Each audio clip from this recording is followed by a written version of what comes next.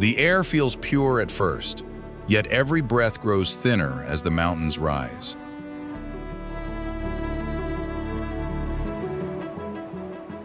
Now powerful floods are tearing through Himalayan valleys, reshaping roads, villages, and daily life.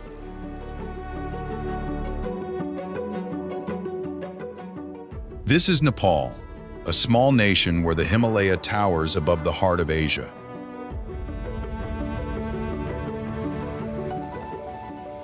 Eight of the world's 10 highest mountains rise within its dramatic borders.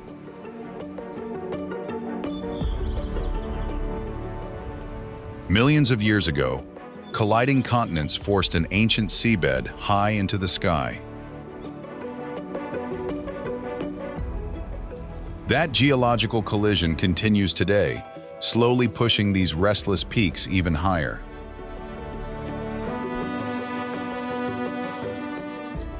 Below them, communities still farm, trade, pray, and raise families beneath constant natural extremes.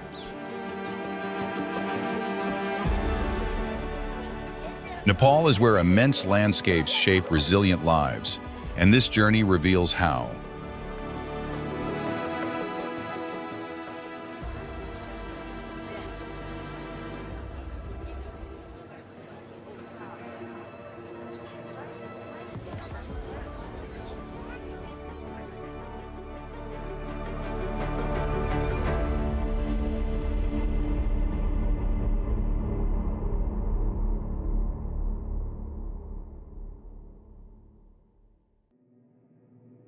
The summit disappears into cloud, while Everest rises beyond every familiar scale of height.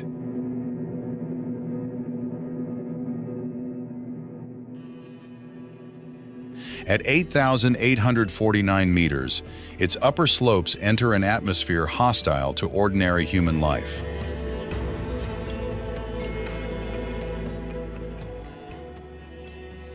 The journey begins far below, where trekkers approach through valleys, villages, and suspended mountain trails.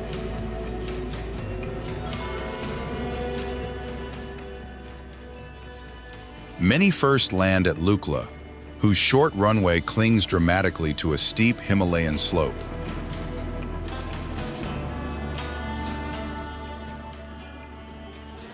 From there, several walking days lead toward base camp beneath walls of rock and ice.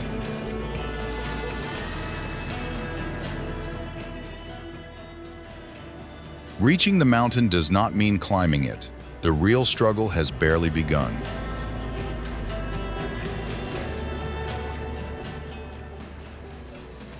Thin air forces climbers to move slowly, allowing their bodies time to adjust.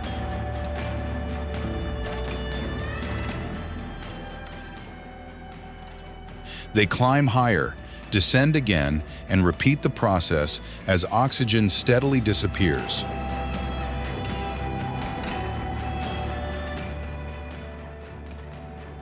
Even before the summit push, headaches and dizziness can force strong climbers downward.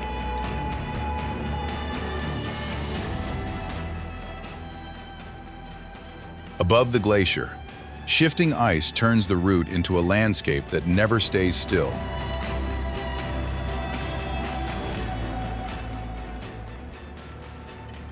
Deep crevasses open beneath ladders, while unstable towers can collapse without warning.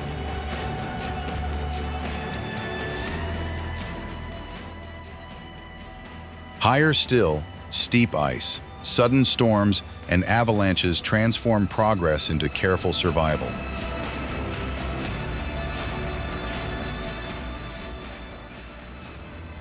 Beyond 8,000 meters begins the notorious death zone, where the body cannot truly recover.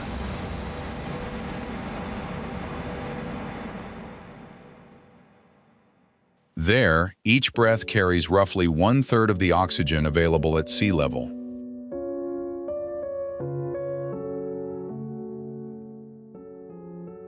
Muscles weaken, judgment slows, and every unnecessary minute places greater pressure on survival.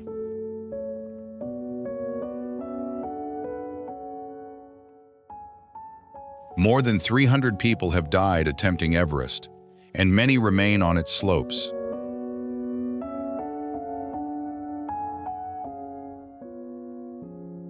Their presence gives the mountain a silence that no photograph can fully explain.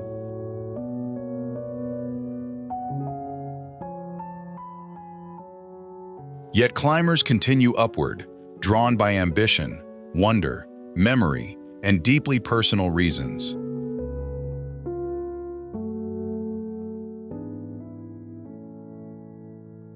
Beside them, Sherpa guides carry experience shaped by generations of high-altitude mountain life.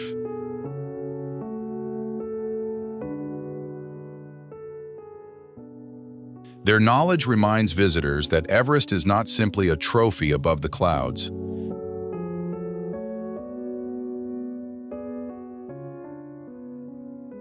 Here, geography sets the limits, while human courage is measured by respect and restraint.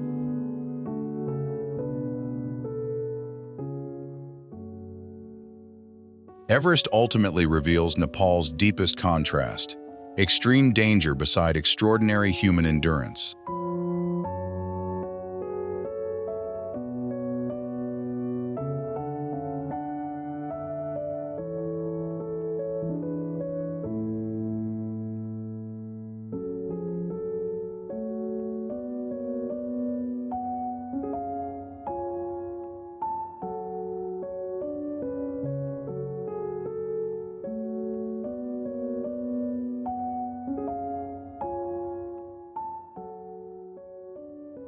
Snow-covered ridges rise above Nepal, forming one of the Himalayas' most dramatic mountain kingdoms.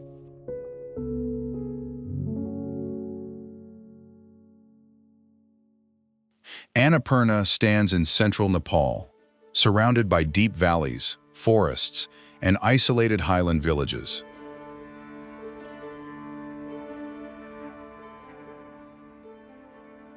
Its highest summit reaches more than 8,000 meters, entering mountaineering's most dangerous altitude zone.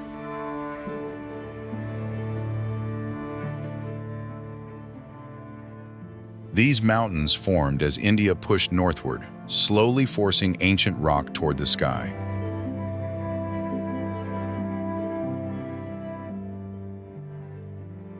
Even today, geological pressure continues shaping cliffs, valleys, and unstable slopes across the massif.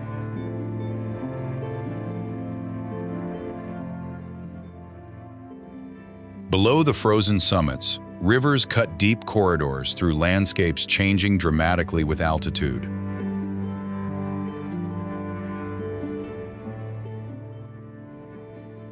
Warm forests gradually give way to alpine grasslands, bare rock, glaciers, and permanent snow.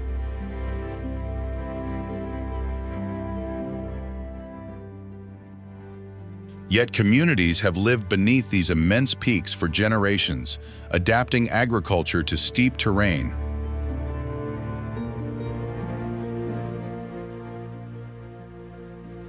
Stone villages appear almost fragile against mountains powerful enough to reshape the surrounding landscape.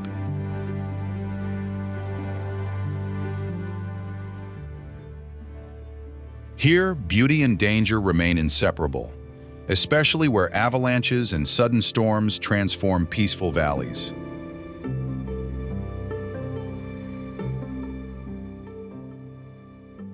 Annapurna reminds visitors that mountains are not empty wilderness, but landscapes shared with human lives.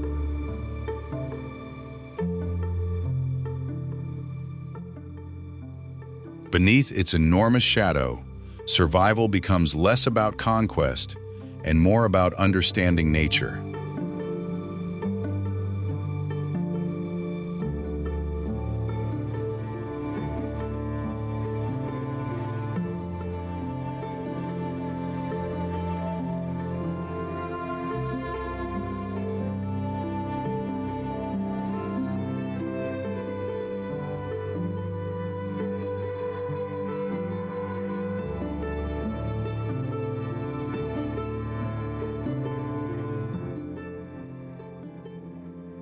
The trail begins among warm valleys, where rice terraces climb hills beneath humid forests.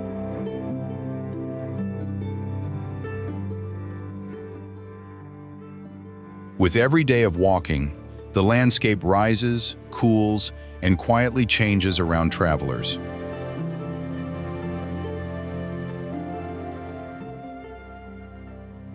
Rhododendron forests slowly disappear, replaced by rocky slopes, dry valleys, and distant snowy summits.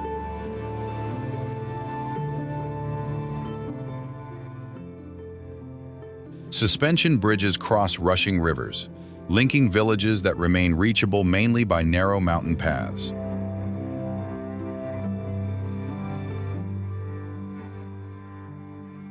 Higher above, thinner air makes ordinary movement slower, turning each climb into deliberate physical effort.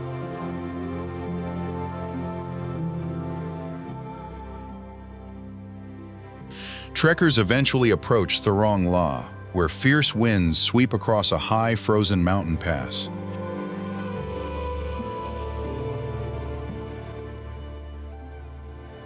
At these elevations, exhaustion grows quickly, yet the surrounding Himalayan scale feels almost unreal.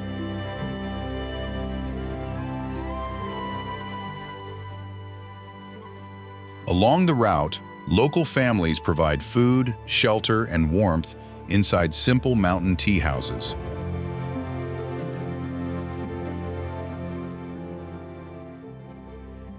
These encounters reveal that Annapurna trekking is equally about people, patience, and changing perspective.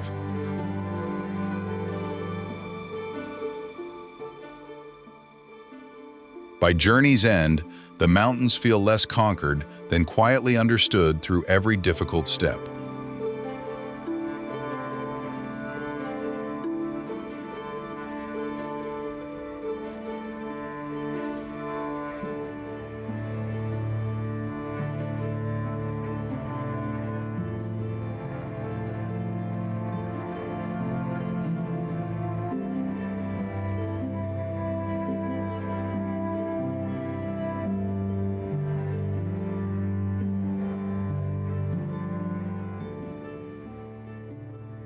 Morning light spills across Manaslu, revealing glaciers suspended above silent Himalayan valleys.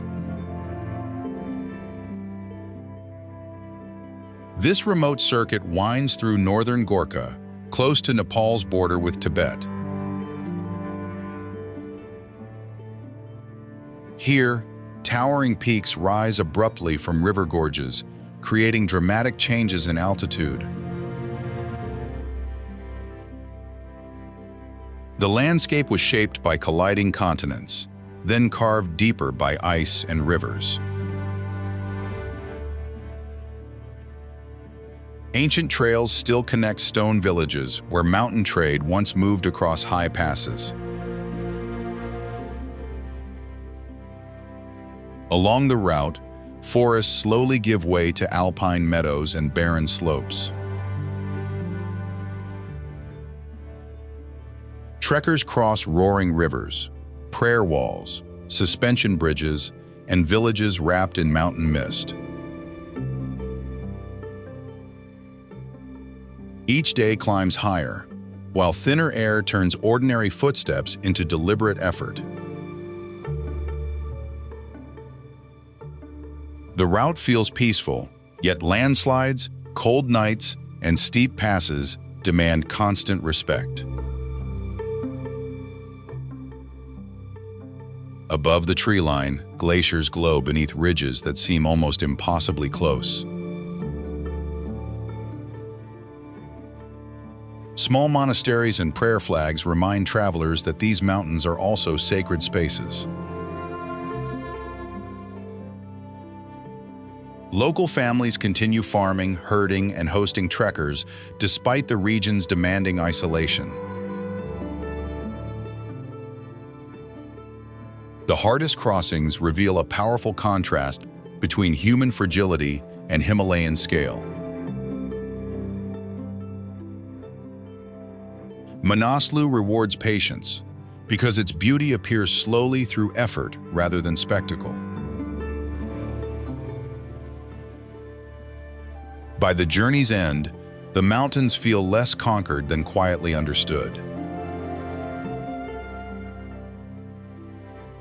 From these high trails, Nepal opens toward another austere world beyond the greener Himalaya.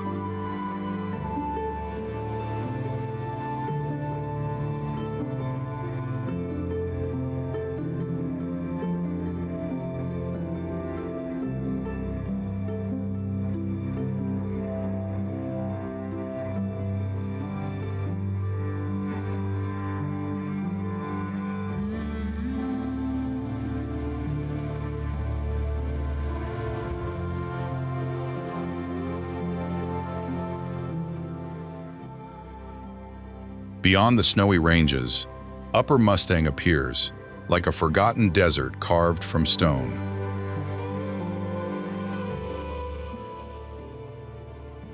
It lies in northern Nepal, hidden behind the Himalaya within a dry rain shadow landscape.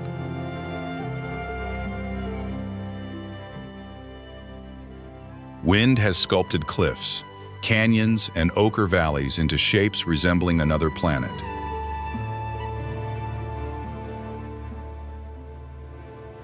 This barren terrain, formed as rising mountains, blocked monsoon clouds from reaching the plateau.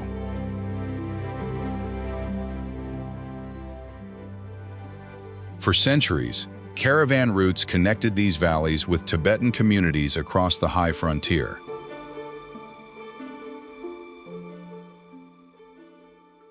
Whitewashed villages cling to cliffs, while monasteries preserve traditions shaped by Tibetan Buddhism.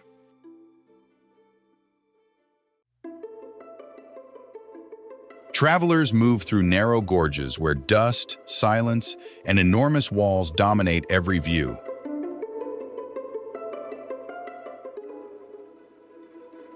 The landscape looks lifeless, yet barley fields and settlements survive beside carefully managed water.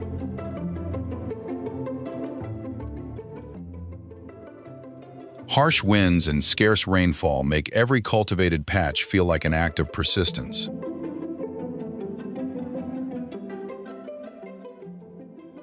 In Lomanthang, earthen walls and ancient monasteries reveal a culture built for endurance.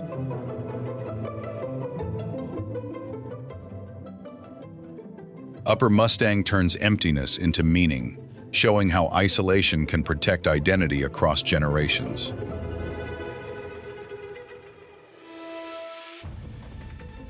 Leaving its stone deserts behind, Nepal's greener valleys suddenly feel almost impossibly abundant.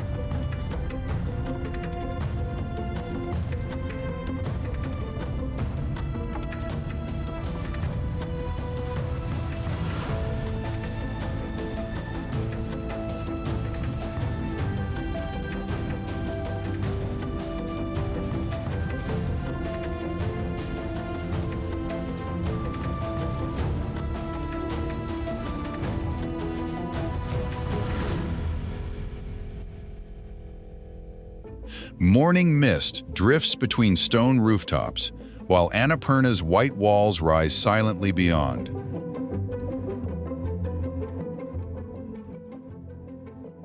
At nearly 2,000 meters, Gandruk clings to steep hillsides above Nepal's Modi Valley.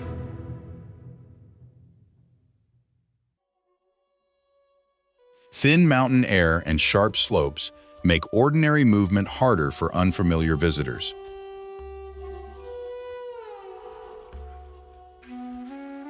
Yet Gurung families have shaped daily life around these demanding heights for generations.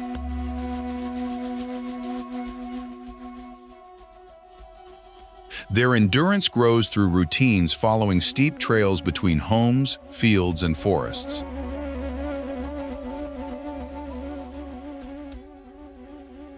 Terraced farms turn unstable slopes into narrow steps where crops can still survive.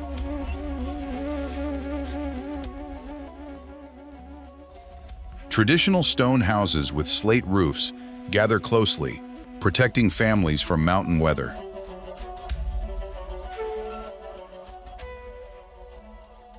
Gondruk preserves Gurung heritage through clothing, stories, architecture, and enduring community traditions.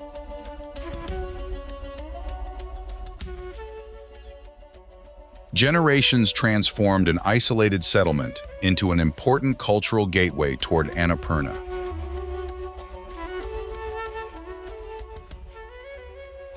Today, villagers balance farming and hospitality as trekkers pass deeper into the mountains.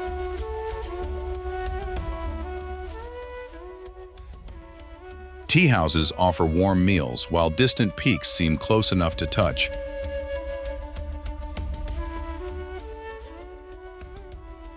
Children walk steep paths casually, where exhausted travelers often stop to recover.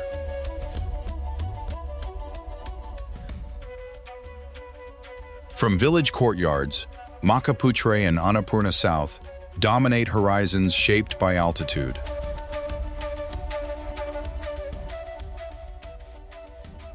Tourism brings new opportunities, yet older rhythms remain visible between narrow stone lanes.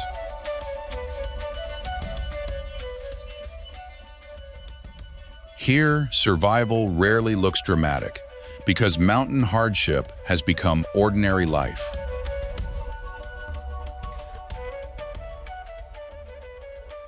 Gondruk shows how resilient communities can transform difficult terrain into something called home.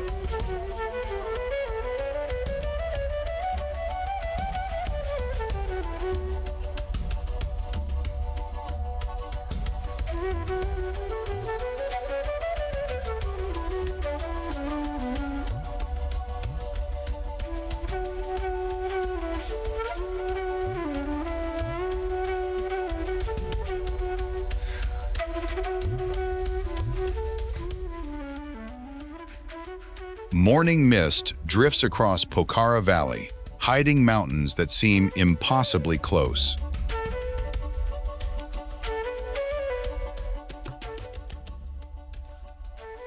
Heavy monsoon rains can flood paths, while steep hills complicate every journey.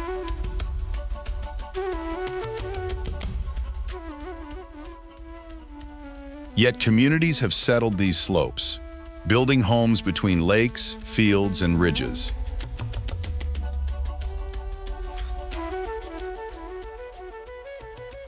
Generations learn to read clouds, seasonal water, and changing mountain weather carefully.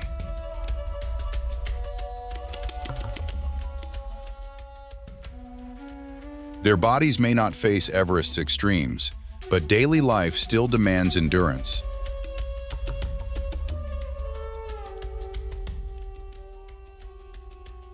Farmers shape difficult hillsides into terraces where rice, vegetables, and maize can grow.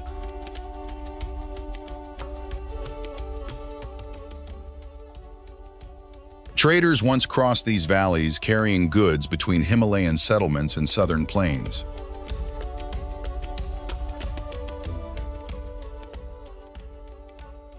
Those old routes helped Pokhara become an important meeting place for mountain communities.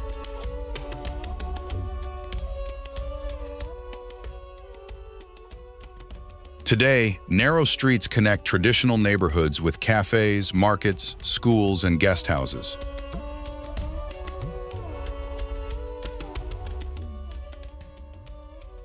Nearby Phuwa Lake reflects the Annapurna Range when winds briefly leave its surface calm.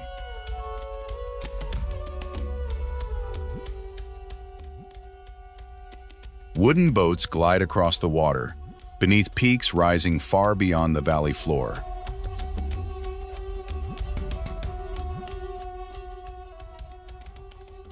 For visitors, this beauty feels peaceful, but local routines remain shaped by geography.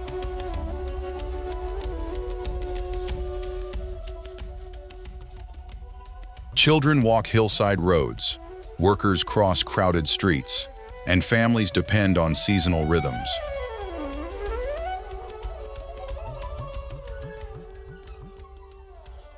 Adventure travelers arrive for trekking, paragliding, and mountain views that seem almost unreal.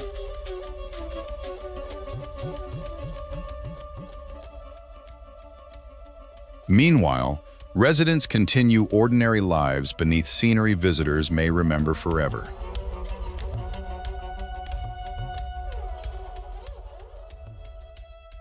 This contrast gives Pokhara its quiet power, spectacle above, persistence below.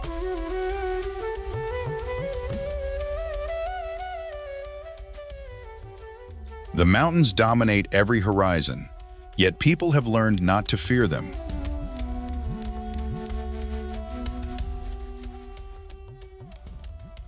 Instead, they build livelihoods around water, fertile slopes, tourism, and shared community knowledge.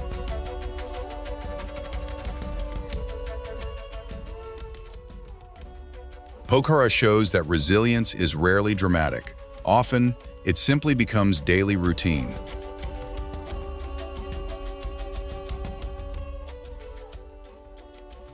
Here, the landscape may command attention, but human adaptation gives the valley meaning.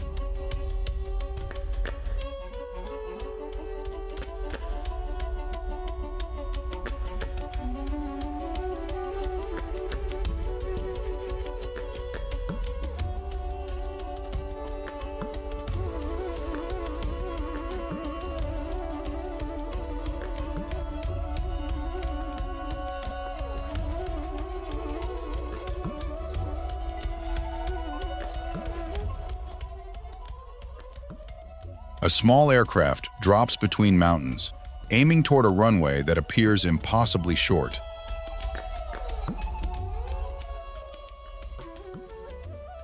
This is Lukla, the aerial gateway for many journeys into Nepal's Everest region.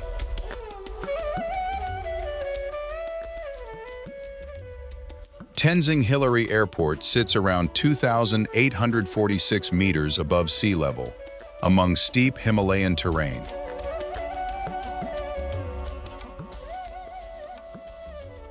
Its runway stretches only about 527 meters, leaving pilots little room for hesitation.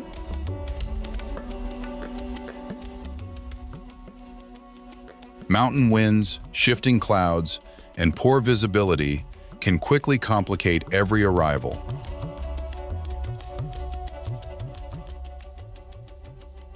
For local communities, these flights carry food, equipment, workers, and vital connections.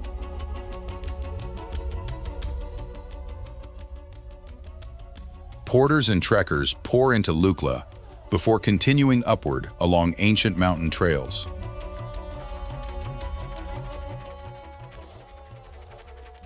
The airport transformed access, shortening journeys once dependent almost entirely upon walking.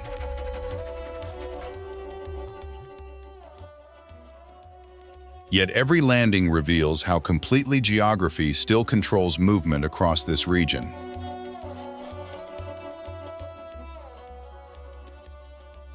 In Lukla, modern aviation survives only by respecting mountains people navigate every day.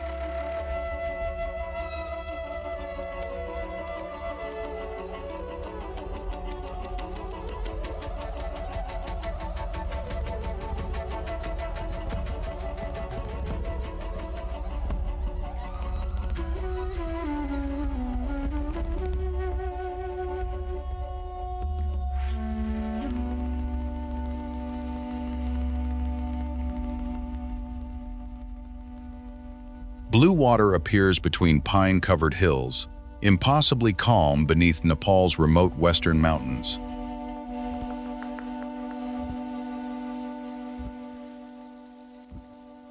Rara Lake rests around 2,990 meters high within the isolated landscapes of Karnali province.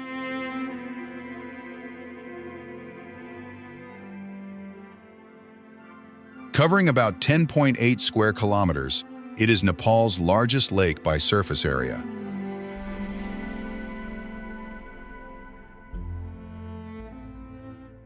Its deep water shifts from blue to emerald as mountain light crosses slowly.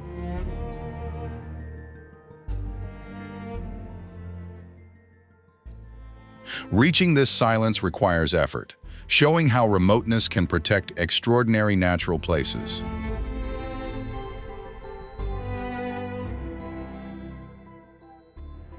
At Rara, nature feels immense, while human presence becomes quieter and more respectful.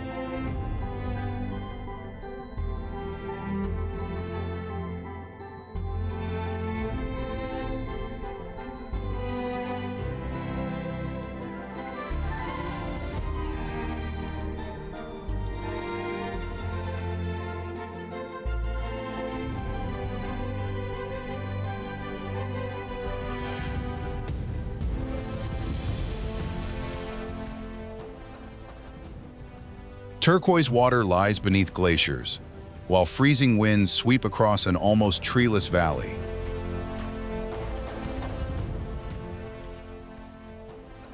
The Gokyo Lakes form a high-altitude wetland system west of Nepal's Everest corridor.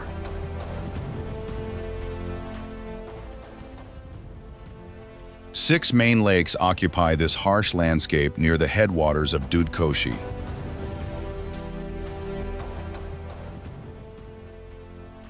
At these elevations, every uphill step reminds visitors how little oxygen surrounds them.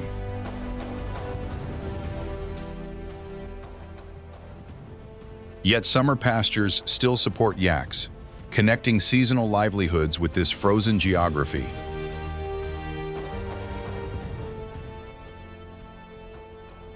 The lakes remain sacred to Hindu and Buddhist communities traveling through these mountains.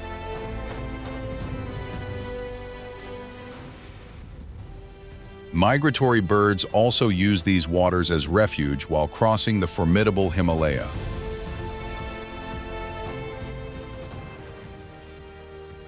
Above them, Gokyo rises beyond 5,300 meters, revealing glaciers and enormous peaks.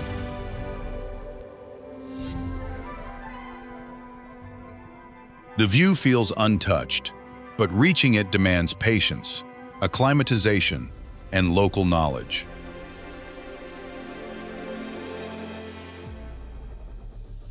Gokyo proves that even beside glaciers, life survives through adaptation, movement, and reverence.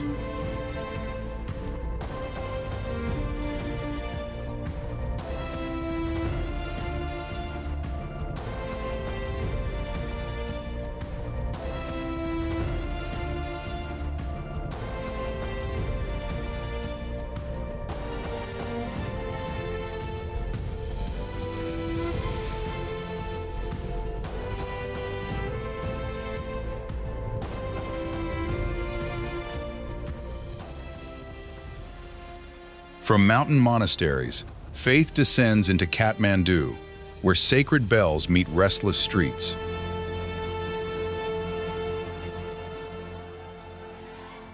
Spread across a broad valley, Nepal's capital sits beneath hazy Himalayan horizons.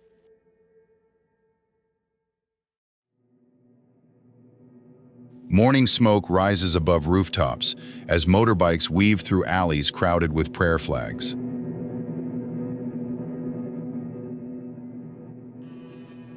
Here, incense, dust, temple bells, and market voices share the same narrow air.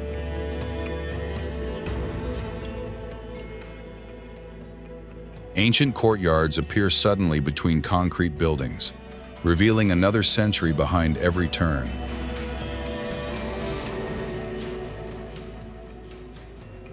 Carved wooden windows overlook streets, where merchants still arrange spices, fruit, and copperware.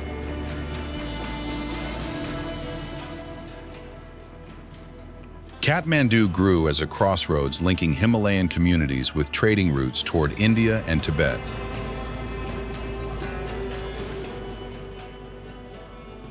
That exchange brought languages, religions, craftsmen, and ideas into one unusually dense cultural landscape.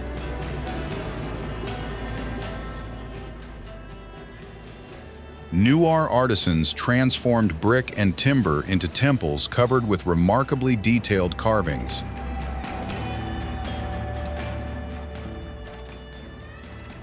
Many structures survived for centuries, despite earthquakes repeatedly shaking the valley beneath them.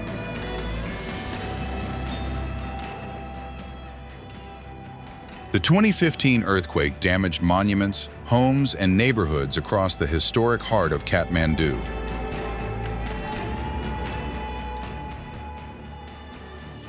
Yet rebuilding became more than construction. It became a public act of cultural memory.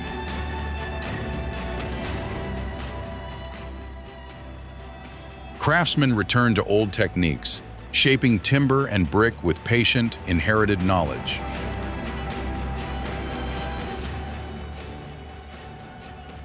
Beside restored temples, phone shops and cafes glow beneath tangled electrical wires.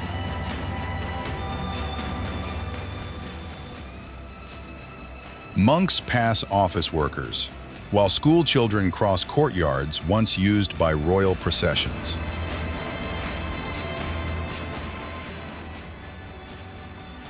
This constant overlap makes Kathmandu feel ancient without ever becoming frozen in history.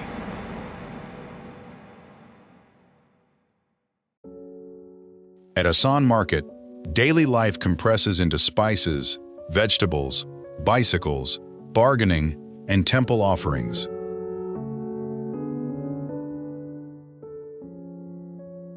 Nearby shrines receive quiet prayers while traffic pushes impatiently around their stone foundations.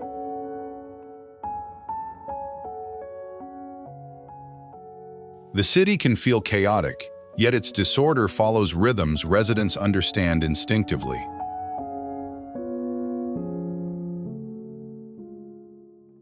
Festivals suddenly transform crowded squares into stages of drums, masks, lamps, and devotion.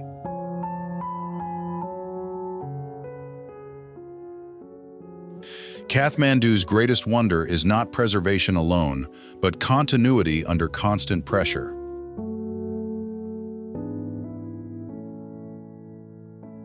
Earthquakes, modernization, and congestion keep changing the city, yet its cultural pulse remains visible.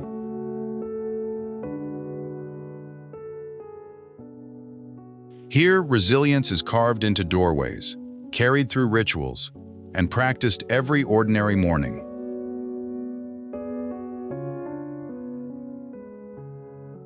And beyond the capital's noise, older royal squares preserve that endurance in even clearer form.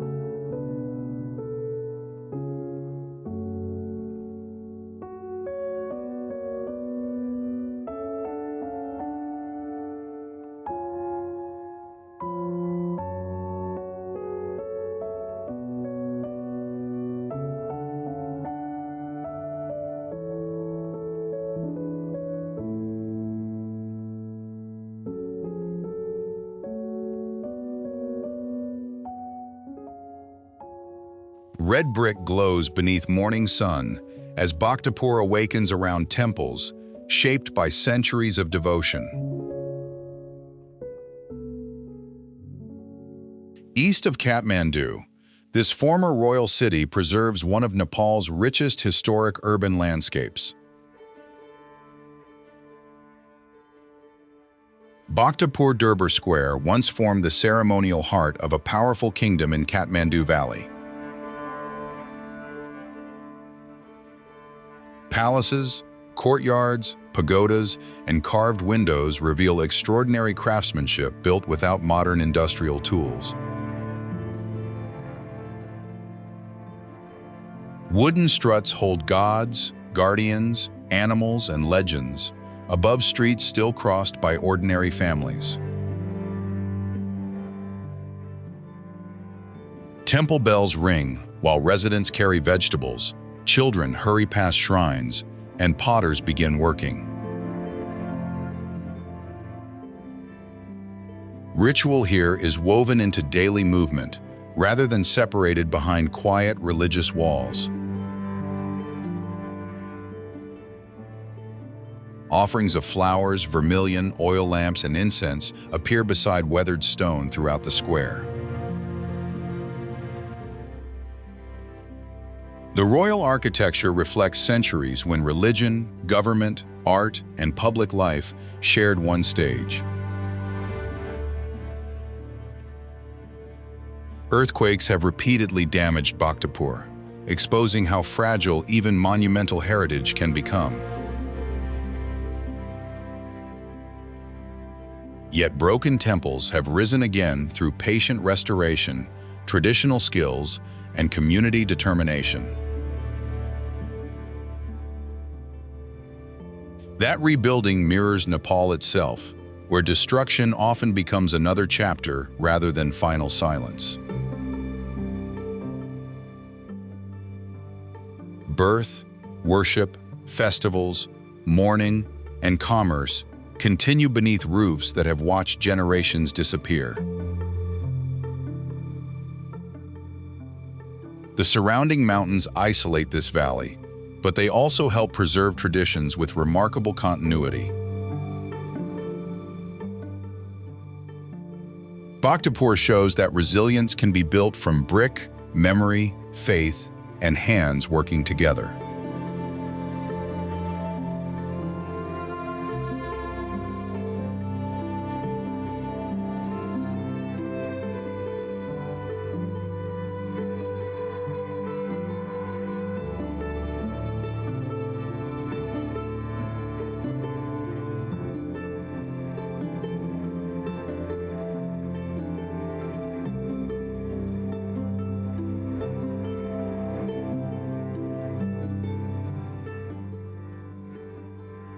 Morning light washes across Bhutannath, where thousands of prayers seem to rise with the mist.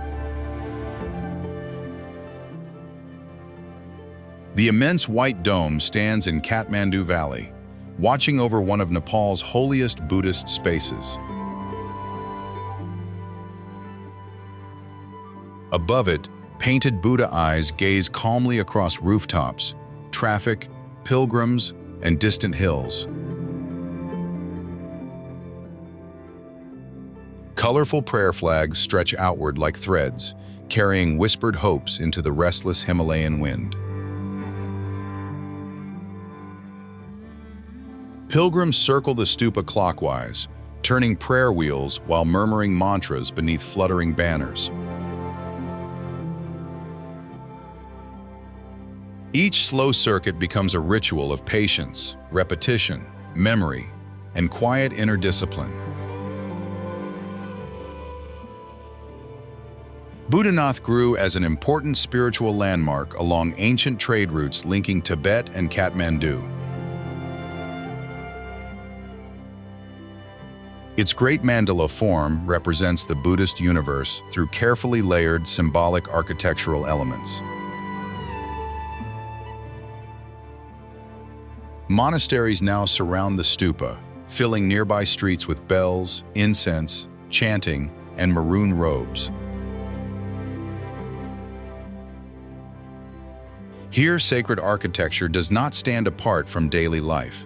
It moves directly through it. Families light butter lamps for loved ones, blending remembrance with hopes for another peaceful existence.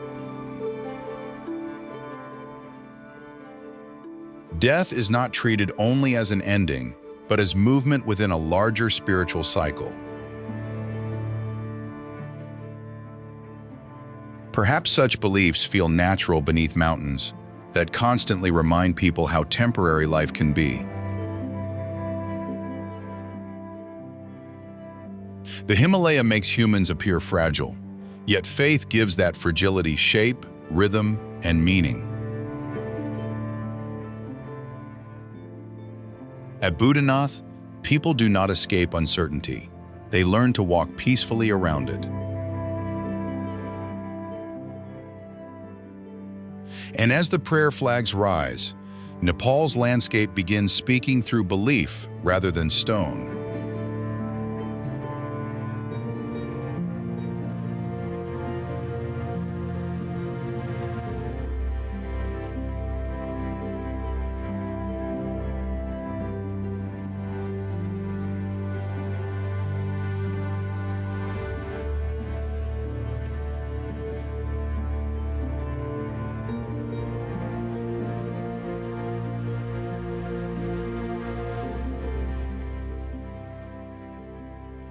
Along mountain paths, Carved stones appear quietly beneath flags, snapping against the cold wind.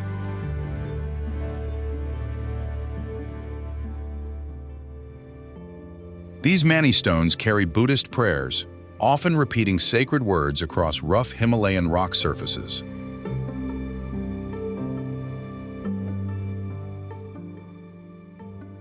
Travelers traditionally pass them respectfully, turning an ordinary trail into a moving corridor of devotion.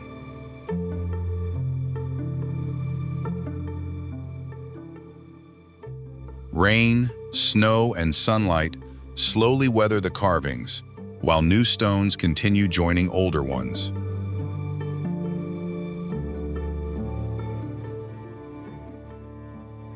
The mountains may erase footsteps quickly, but these prayers remain as marks of human presence.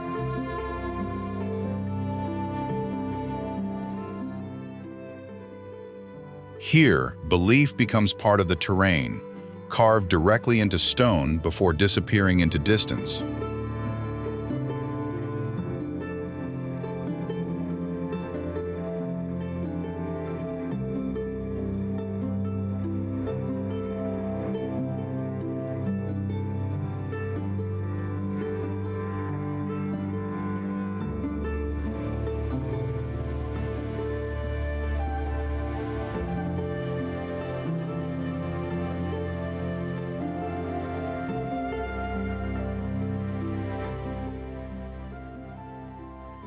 Across Nepal's steep valleys, daily life unfolds where mountains leave almost no easy ground.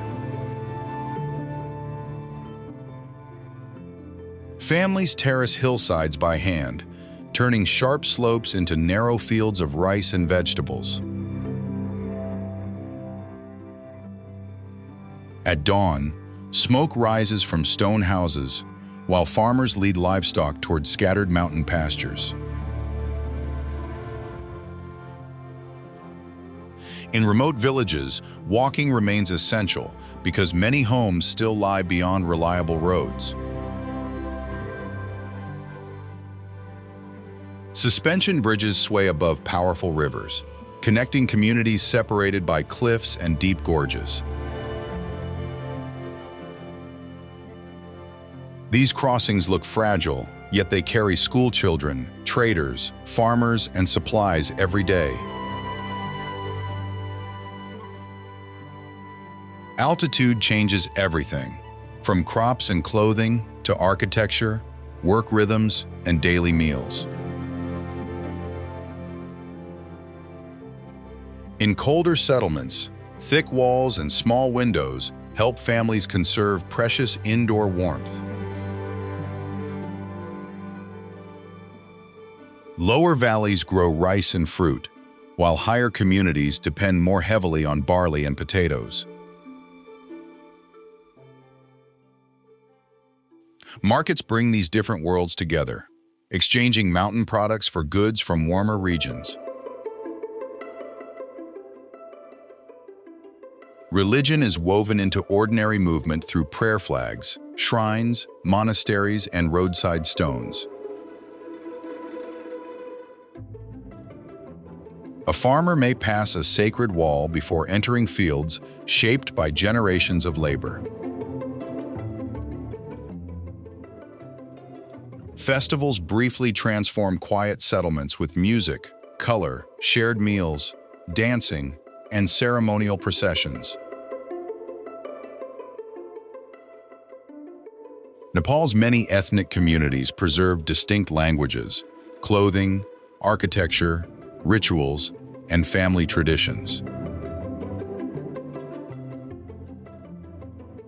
Despite these differences, geography repeatedly teaches the same lesson about cooperation and practical interdependence. When landslides block paths or winter isolates villages, neighbors often become the first line of support. Modern roads and phones are changing rural life, yet distance still shapes opportunity and survival. For visitors, adventure means dramatic scenery, For residents, the same terrain is simply home. That contrast reveals Nepal most clearly. Hardship and beauty often occupy exactly the same landscape. Its greatest wonder is not the mountains themselves, but people who learn to belong among them.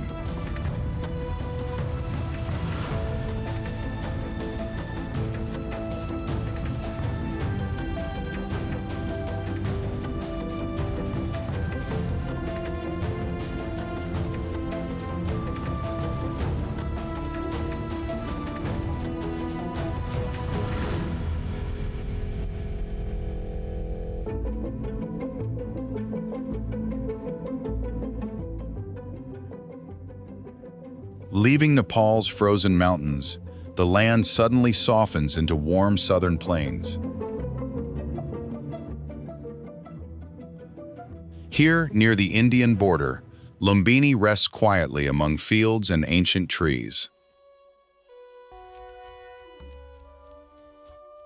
More than 2,500 years ago, this peaceful landscape witnessed an extraordinary human beginning. According to Buddhist tradition, Queen Maya Devi gave birth here to Siddhartha Gautama. He was born a prince, surrounded by comfort far removed from ordinary suffering. Yet beyond palace walls, age, sickness, and death gradually transformed his understanding. Siddhartha abandoned privilege, choosing uncertainty as he searched for answers to human pain. After years of discipline and meditation, he became known as the Buddha. His teachings emphasized compassion, awareness, balance, and freedom from destructive desire. From this quiet corner of Nepal, those ideas eventually traveled across entire civilizations. Buddhism spread through Asia, shaping temples, communities, philosophies, and countless individual lives. Today, pilgrims arrive from many nations to walk slowly through Lumbini's sacred grounds. The Maya Devi Temple marks the traditional birthplace beside ancient ruins and monuments. Around it, monasteries built by different countries reveal Buddhism's remarkable global journey. The paradox feels powerful. One of Nepal's harshest landscapes inspired a message of peace. In Lumbini, human suffering became not an ending, but a path toward compassion.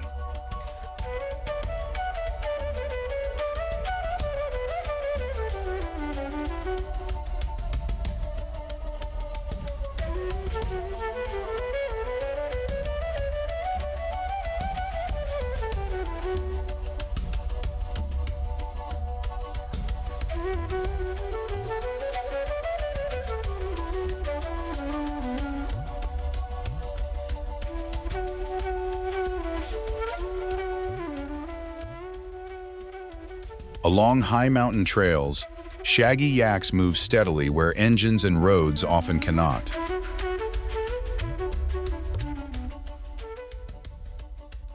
Their thick coats trap warmth, helping them endure freezing winds and thin, high-altitude air.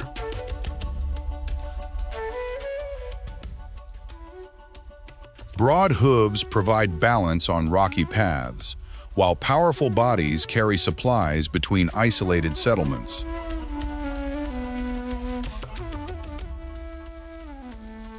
Lower down, donkeys and mules handle warmer routes, steep switchbacks, and crowded village trails.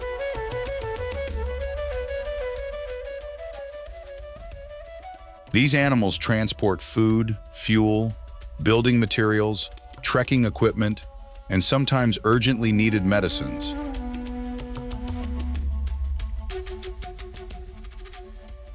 Where vehicles stop, pack animals continue, turning difficult geography into a working supply network.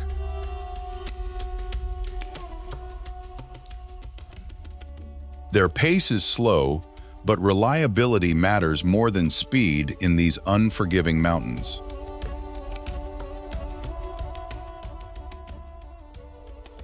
For traders and families, each loaded animal can connect a remote home with distant markets.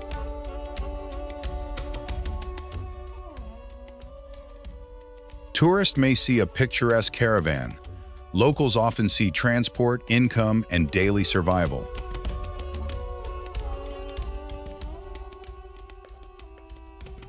In Nepal's mountains, resilience belongs not only to people, but also their indispensable animal partners.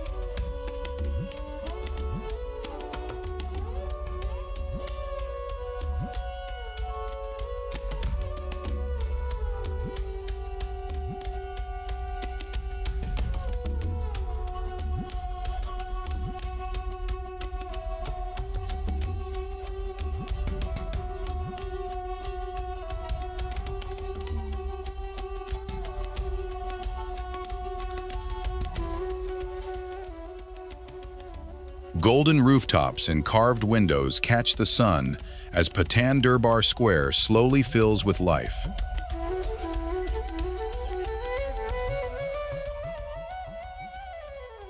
Located in Lalitpur, the square reflects a city long celebrated for metalwork, sculpture, and sacred art.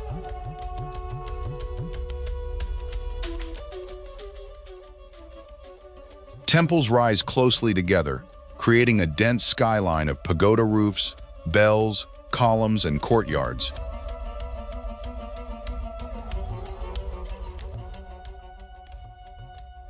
The former royal palace stands beside shrines, where worship continues only steps from ordinary commerce.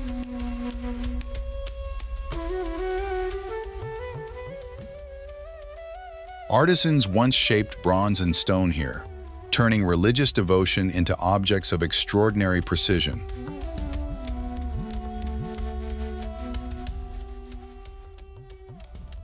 That tradition survives in workshops where sacred images are still formed patiently by human hands.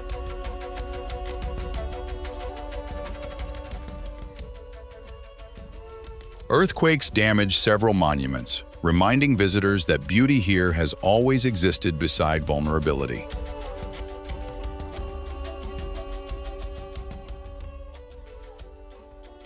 Restoration brought craftsmen back, combining inherited techniques with the urgent need to protect cultural memory.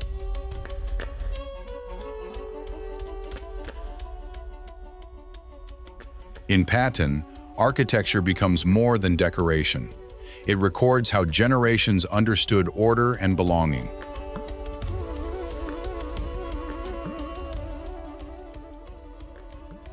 Among ancient stones and living rituals, the city proves heritage survives only when people keep practicing it.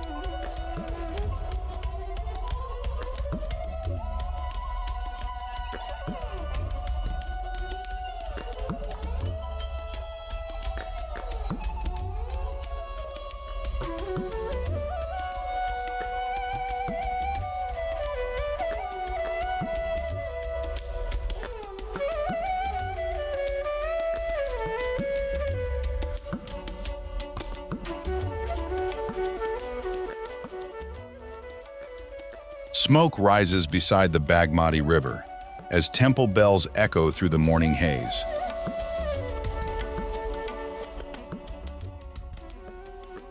Pashupatinath stands in Kathmandu as one of Hinduism's most revered temples, dedicated to Lord Shiva.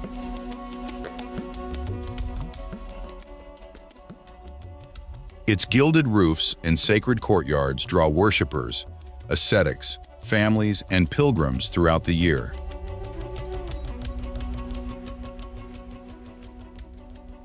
Only Hindus enter the main sanctuary, while surrounding ghats reveal another deeply human ritual.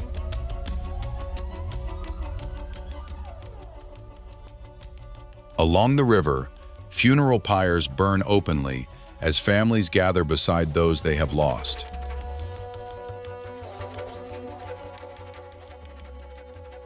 To outsiders, the scene can feel confronting, intimate, and almost impossible to look away from.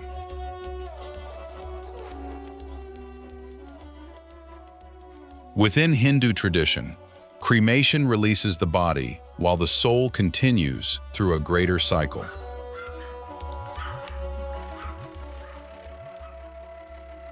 The Bagmati carries ashes downstream, linking personal loss with water, movement, memory, and renewal.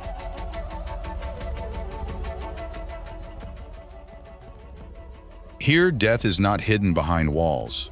It remains visible beside prayer and everyday life.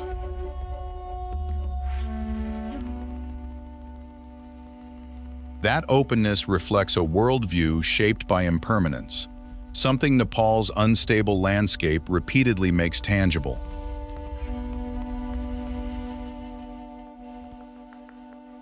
Earthquakes, floods, and mountains remind communities that permanence is never guaranteed for people or monuments.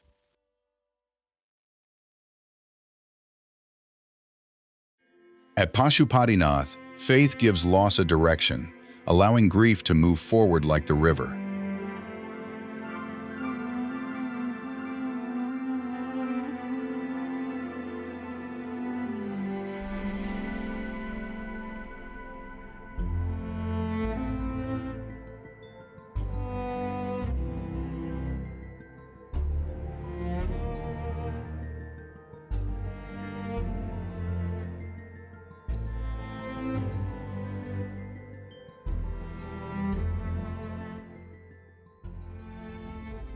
When people imagine Nepal, they picture frozen summits, not steaming forests, alive with movement.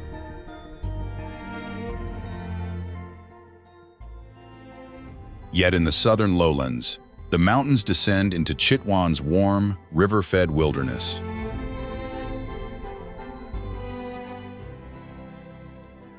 Here, tall grasslands, dense sal forests, and slow rivers create a completely different Nepal.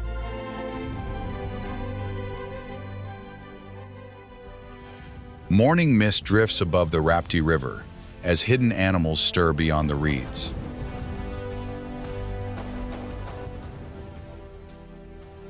Among them walks the greater one-horned rhinoceros, armored in folds of heavy skin.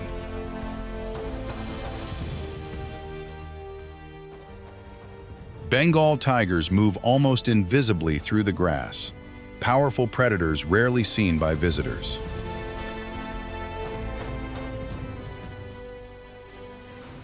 Along the waterways, gharials glide quietly, their narrow jaws adapted for catching fish.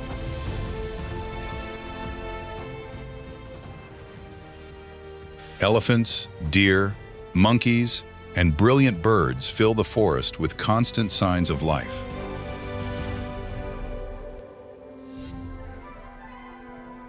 But this abundance once stood dangerously close to collapse under hunting and habitat pressure.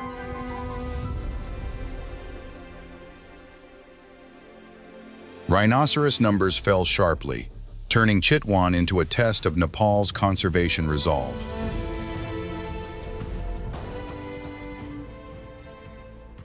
Rangers, scientists, and nearby communities responded with patrols, protected habitat, and long-term monitoring.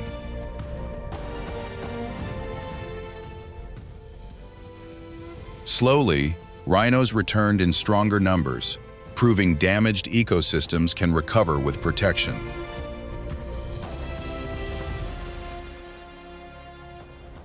That recovery belongs not only to wildlife, but also to people guarding this landscape.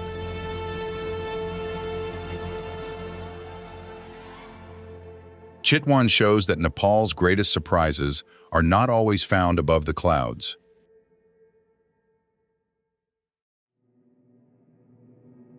Sometimes resilience grows in humid forests, where humans and wild creatures must survive together.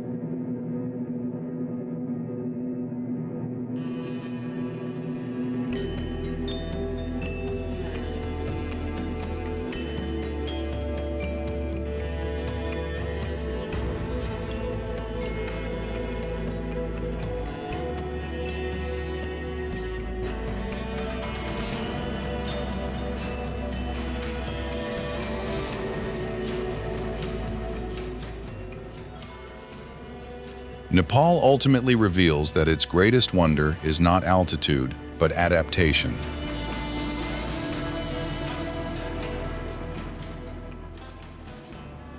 Here, frozen summits rise above warm jungles, while ancient faith survives beside modern change.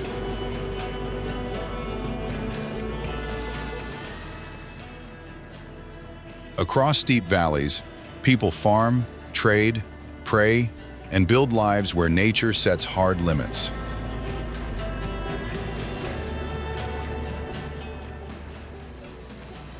Prayer flags, terraced hillsides, and mountain trails become symbols of belonging rather than conquest.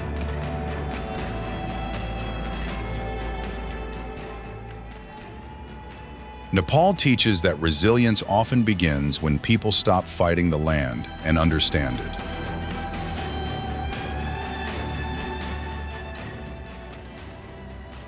And perhaps that is why this impossible country feels so deeply and unexpectedly human.